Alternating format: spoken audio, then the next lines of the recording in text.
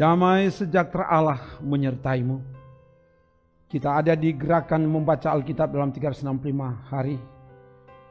Jadikanlah firman Tuhan sebagai pelita dalam hidup ini. Sebelum membaca firman, mari berdoa. Ya Bapa, kami akan baca firman-Mu. Berkati semua yang mengikuti bacaan firman Tuhan ini. Supaya firman Tuhan sungguh-sungguh mengubahkan setiap orang yang mengikuti dimanapun mereka berada, sehingga kami semakin diberkati dan jadi berkat bagi banyak orang. Ke dalam kuasa-Mu hamba serahkan pembacaan firman-Mu dalam nama Tuhan Yesus. Haleluya, amin. Kita ada di hari ke-7 dan bacaan kita ini dari Kejadian pasal 20 sampai pasal 23. Begini dikatakan, lalu Abraham berangkat dari situ ke tanah Negeb, dan ia menetap antara Kades dan Syur. Ia tinggal di Gerar sebagai orang asing. Oleh karena Abraham telah mengatakan tentang Sarah istrinya, dia saudaraku, maka Abimelek raja Gerar menyuruh mengambil Sarah. Tetapi pada waktu malam Allah datang kepada Abimelek dalam suatu mimpi serta berfirman kepadanya, engkau harus mati oleh karena perempuan yang telah kau ambil itu, sebab ia sudah bersuami. Adapun Abimelek belum menghampiri Sarah, berkatalah ia, Tuhan, apakah engkau membunuh bangsa yang tak bersalah? Bukankah orang itu sendiri mengatakan, aku, dia saudaraku, dan perempuan itu sendiri telah mengatakan, iya saudaraku. Jadi hal ini kulakukan dengan hati yang tulus dan dengan tangan yang suci. Lalu berfirmanlah Allah kepadanya dalam mimpi, aku tahu juga bahwa engkau telah melakukan hal itu dengan hati yang tulus, maka aku pun telah mencegah engkau untuk berbuat dosa terhadap. Sebab itu aku tidak membiarkan engkau menjadi. Jadi sekarang kembalikanlah istri orang itu, sebab dia seorang nabi. Ia akan berdoa untuk engkau, maka engkau tetap hidup. Tetapi jika engkau tidak mengembalikan dia, ketahuilah engkau pasti mati, engkau dan semua orang yang bersama dengan engkau. Keesokan harinya, pagi-pagi Abimelek memanggil semua hambanya dan memberitahukan seluruh peristiwa itu kepada mereka. Lalu sangat takutlah orang-orang itu. Kemudian Abimelek memanggil Abraham dan berkata kepadanya, perbuatan apakah yang kau lakukan ini terhadap kami? Dan kesalahan apakah yang kulakukan terhadap engkau sehingga engkau mendatangkan dosa besar atas diriku dan kerajaanku?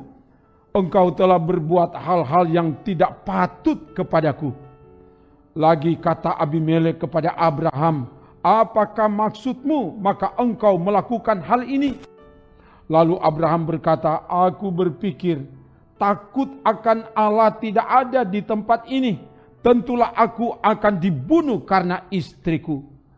Lagi pula ia benar-benar saudaraku, anak ayahku, hanya bukan anak ibuku, tetapi kemudian ia menjadi istriku. Ketika Allah menyuruh aku mengembara keluar dari rumah ayahku, berkatalah aku kepada istriku, tunjukkanlah kasih-Mu kepadaku, yakni katakanlah tentang aku di tiap-tiap tempat di mana kita tiba, ia saudaraku. Kemudian Abimelek mengambil kambing domba dan lembu sapi, hamba laki-laki dan perempuan, lalu memberikan semuanya itu kepada Abraham. Sarah istri Abraham juga dikembalikannya kepadanya. Dan Abimelek berkata, negeriku ini terbuka untuk engkau, menetaplah di mana engkau suka. Lalu katanya kepada Sarah, telah kuberikan kepada saudaramu 1000 sikal perak, itulah bukti kesucianmu bagi semua orang yang bersama-sama dengan engkau. maka dalam segala hal engkau dibenarkan. Lalu Abraham berdoa kepada Allah dan Allah menyembuhkan Abimelek dan istrinya dan budak-budaknya perempuan sehingga mereka melahirkan anak. Sebab tadinya Tuhan telah menutup kandungan setiap perempuan di istana Abimelek karena Sarah, istri Abraham itu. Tuhan memperhatikan Sarah seperti yang difirmankannya dan Tuhan melakukan kepada Sarah seperti yang dijanjikannya. Maka mengandunglah Sarah, lalu ia melahirkan seorang anak laki-laki bagi Abraham dalam masa tuanya pada waktu yang telah ditetapkan sesuai dengan firman Allah kepadanya. Abraham menamai anaknya yang baru lahir itu Ishak, yang dilahirkan Sarah baginya. Kemudian Abraham menyunat Ishak anaknya itu ketika berumur 8 hari seperti yang diperintahkan Allah kepadanya. Adapun Abraham berumur 100 tahun ketika Ishak anaknya lahir baginya. Berkatalah Sarah, Allah telah membuat aku tertawa, setiap orang yang mendengarnya akan tertawa karena aku. Lagi katanya, siapakah tadinya yang dapat mengatakan kepada Abraham, Sarah menyusui anak? Namun aku telah melahirkan seorang anak laki-laki baginya pada masa tuanya. Bertambah besarlah anak itu dan ia disapi. Lalu Abraham mengadakan perjamuan besar pada hari Ishak disapi itu. Pada waktu itu Sarah melihat bahwa anak yang dilahirkan Hagar, perempuan Mesir itu bagi Abraham sedang main dengan Ishak anaknya sendiri. Berkatalah Sarah kepada Abraham, usirlah hamba perempuan itu beserta anaknya, sebab anak hamba ini tidak akan menjadi ahli waris bersama-sama dengan anakku Ishak. Hal ini sangat menyebalkan Abraham oleh karena anaknya itu. Tetapi Allah berfirman kepada Abraham, janganlah sebal hatimu karena hal anak dan budakmu itu dalam segala yang dikatakan Sarah kepadamu, haruslah engkau mendengarkannya. Sebab yang akan disebut keturunanmu ialah yang berasal dari Ishak. Tetapi keturunan dari hambamu itu juga akan kubuat menjadi suatu bangsa, karena ia pun anakmu. Keesokan harinya pagi-pagi Abraham mengambil roti serta sekirbat air dan memberikannya kepada Hagar. Ia meletakkan itu beserta anaknya di atas bahu Hagar. Kemudian disuruhnyalah perempuan itu pergi. Maka pergilah Hagar dan mengembara di padang gurun Berseba. Ketika air yang dikirbat itu habis, dibuangnyalah anak itu ke bawah semak-semak. Dan ia duduk agak jauh, kira-kira sepemana jauhnya. Sebab katanya, tidak tahan aku melihat anak itu mati. Sedang ia duduk di situ, menangislah ia dengan suara nyaring. Allah mendengar suara anak itu, lalu malaikat Allah berseru dari langit kepada Hagar, katanya kepadanya, apakah yang engkau susahkan Hagar? Janganlah takut, sebab Allah telah mendengar suara anak itu dari tempat ia terbaring. Bangunlah, angkatlah anak itu, dan bimbinglah dia, sebab aku akan membuat dia menjadi bangsa yang besar. Lalu Allah membuka mata Hagar sehingga ia melihat sebuah sumur. Ia pergi mengisi kirbatnya dengan air. Kemudian diberinya anak itu minum. Allah menyertai anak itu sehingga ia bertambah besar. Ia menetap di padang gurun dan menjadi seorang pemanah. Maka tinggallah ia di padang gurun Paran, dan ibunya mengambil seorang istri baginya dari tanah Mesir. Pada waktu itu Abimelek beserta Pikol, panglima tentaranya, berkata kepada Abraham, Allah menyertai engkau dalam segala sesuatu yang engkau lakukan. Oleh sebab itu, bersumpahlah kepadaku di sini demi Allah, bahwa engkau tidak akan berlaku curang kepadaku. atau kepada anak-anakku, atau kepada cucu cicitku, sesuai dengan persahabatan yang kulakukan kepadamu. Demikianlah harus engkau berlaku kepadaku dan kepada negeri yang kau tinggali sebagai orang asing. Lalu kata Abraham, aku bersumpah. Tetapi Abraham menyesali Abimelek tentang sebuah sumur yang telah dirampas oleh hamba-hamba Abimelek. Jawab Abimelek, aku tidak tahu siapa yang melakukan hal itu, lagi tidak kau beritahukan kepadaku, dan sampai hari ini belum pula ku dengar. Lalu Abraham mengambil domba dan lembu dan memberikan semuanya itu kepada Abimelek. Kemudian kedua orang itu mengadakan perjanjian. Tetapi Abraham memisahkan 7 anak domba betina dari domba-domba itu. Lalu kata Abimelek kepada Abraham, untuk apakah ke-7 anak domba yang kau pisahkan ini? Jawabnya, ke-7 anak domba ini harus kau terima dari tanganku untuk menjadi tanda bukti bagiku bahwa akulah yang menggali sumur ini. Sebab itu orang menyebutkan tempat itu Berseba, karena kedua itu telah bersumpah di sana. Setelah mereka mengadakan perjanjian di Berseba, pulanglah Abimelek beserta Pikol, panglima tentaranya, ke negeri orang Filistin. Lalu Abraham menanam sebatang pohon tamariska di Berseba dan memanggil di sana nama Tuhan Allah yang kekal. Dan masih lama Abraham tinggal sebagai orang asing di negeri orang Filistin. Setelah semuanya itu, Allah mencoba Abraham. Ia berfirman kepadanya, Abraham. Lalu sahutnya, ya Tuhan.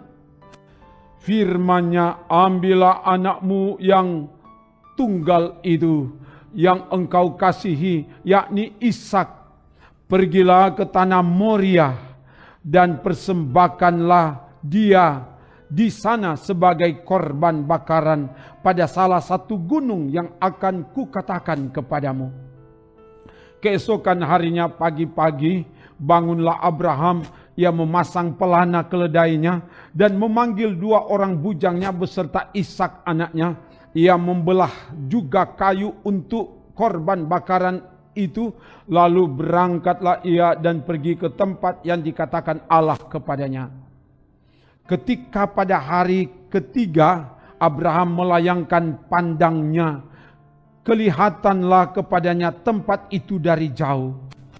Kata Abraham kepada kedua bujangnya itu, tinggallah kamu di sini dengan keledai ini. Aku beserta anak ini akan pergi ke sana. Kami akan sembahyang. Sesudah itu kami kembali kepadamu. Lalu Abraham mengambil kayu untuk korban bakaran itu dan memikulkannya ke atas bahu Ishak anaknya. Sedang di tangannya dibawanya api dan pisau. Demikianlah keduanya berjalan bersama-sama. Lalu berkatalah kepada Abraham, ayahnya, Bapa. Sahut Abraham, ya anakku. Bertanyalah ia, di sini sudah ada api dan kayu. Tetapi di manakah anak domba untuk korban bakaran itu? Sahut Abraham, Allah yang akan menyediakan anak domba untuk korban bakaran baginya, anakku. Demikianlah keduanya berjalan bersama-sama. Sampailah mereka ke tempat yang dikatakan Allah kepadanya. Lalu Abraham mendirikan mezbah di situ. Disusun kayu, diikatnya Ishak anaknya itu, dan diletakkannya di mezbah itu di atas kayu api. Sesudah itu Abraham mengulurkan tangannya, lalu mengambil pisau untuk menyembelih anaknya.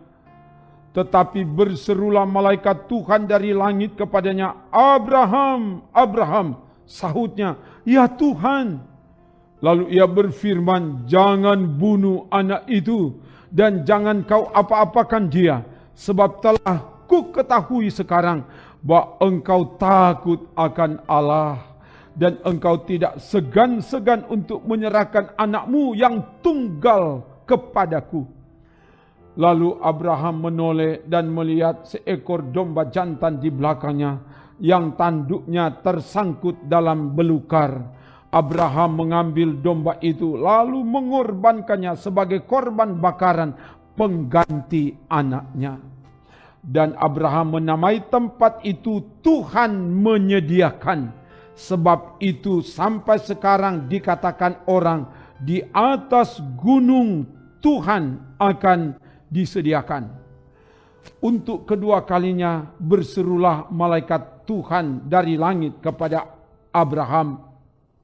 Tanya, aku bersumpah demi diriku sendiri, demikianlah firman Tuhan, karena engkau telah berbuat demikian, dan engkau tidak segan-segan untuk menyerahkan anakmu yang tunggal kepadaku, maka aku akan memberkati engkau berlimpah-limpah, dan membuat keturunanmu sangat banyak, seperti bintang di langit, dan seperti pasir di tepi laut, dan keturunanmu itu akan menduduki kota-kota musuhnya. Oleh keturunanmu lah semua bangsa di bumi akan mendapat berkat, karena engkau mendengarkan firman-Ku. Kemudian kembalilah Abraham kepada kedua bujangnya, dan mereka bersama-sama berangkat ke Berseba, dan Abraham tinggal di Berseba. Sesudah itu Abraham mendapat kabar, juga Milka telah melahirkan anak-anak lelaki bagi Nahor saudaranya. Us anak sulung, dan Bus adiknya, dan Kemuel ayah Aram. Juga Keset, Haso, Pildas, Yitlaf, dan Betuel.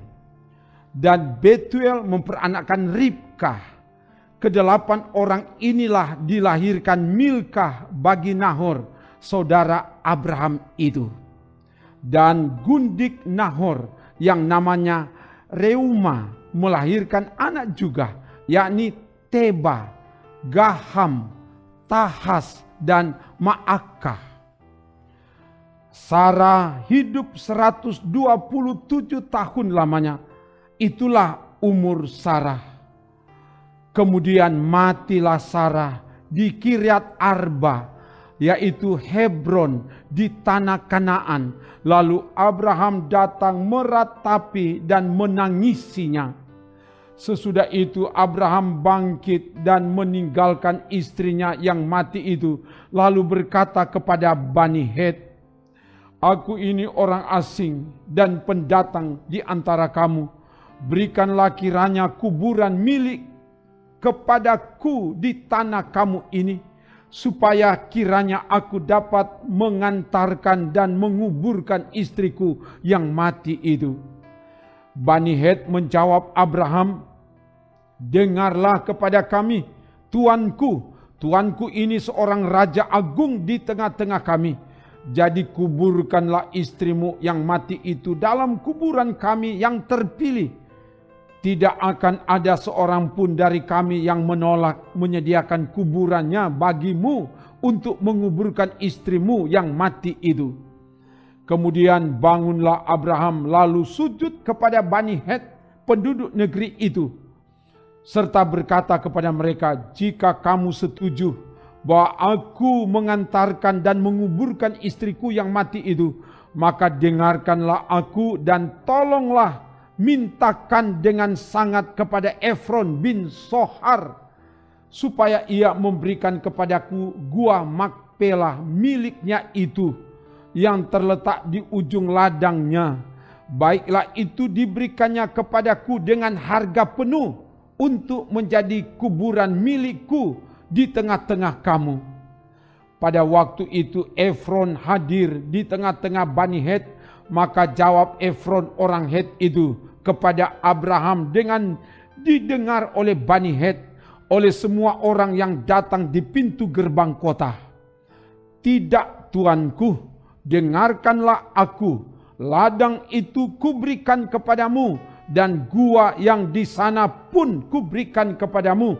Di depan mata orang-orang sebangsaku kuberikan itu kepadamu, kuburkanlah istrimu yang mati itu. Lalu sujudlah Abraham di depan penduduk negeri itu, serta berkata kepada Efron dengan didengar oleh mereka, sesungguhnya jika engkau suka, dengarkanlah aku membayar harga ladang itu, terimalah itu daripadaku supaya aku dapat menguburkan istriku yang mati itu di sana. Jawab Efron kepada Abraham, Tuanku, dengarkanlah aku, sebidang tanah dengan harga 400 sikal perak. Apa artinya itu bagi kita? Kuburkan sajalah istrimu yang mati itu. Lalu Abraham menerima usul Efron, maka ditimbangnyalah perak untuk Efron sebanyak yang dimintanya dengan didengar oleh Bani Het itu, 400 sikal perak, seperti yang berlaku di antara para saudagar. Demikianlah ladang Efron yang letaknya di Makpela di sebelah timur Mamre, ladang dan gua yang di sana, serta segala pohon di ladang itu, bahkan di seluruh tanah itu sampai ke tepi-tepinya, diserahkan kepada Abraham menjadi tanah belian di depan mata Bani Het itu, di depan semua orang yang datang di pintu gerbang kota. Sesudah itu Abraham menguburkan Sarah istrinya di dalam gua ladang Makpela itu di sebelah timur Mamre, yaitu Hebron di tanah Kanaan. Demikianlah dari pihak Bani Het, ladang dengan gua yang ada di sana diserahkan kepada Abraham menjadi kuburan miliknya. Demikian bacaan firman dari Alkitab. Terima kasih saudara mengikuti. Tuhan memberkatimu kini dan seterusnya. Amin. Trims.